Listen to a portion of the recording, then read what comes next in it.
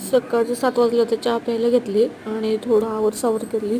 घरं वगैरे झाडलं, भांडं वगैरे घासले, धुणं धुतलं आणि आवरून वगैरे रक्षाबंधन वगैरे केलं सेलिब्रेट.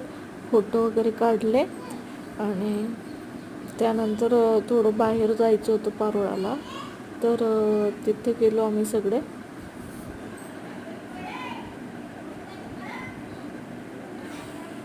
हे आमचं पारोळा आहे. हे शिवाजी महाराज आराध्य दैवत. इथं सोफा वगैरे घेण्यासाठी गेलो होतो.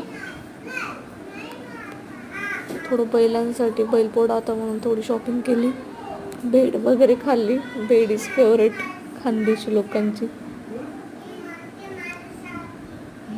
त्यानंतर डीमार्टमध्ये थोडं युगसाठी खाण्यापिण्याच्या वस्तू घेतल्या.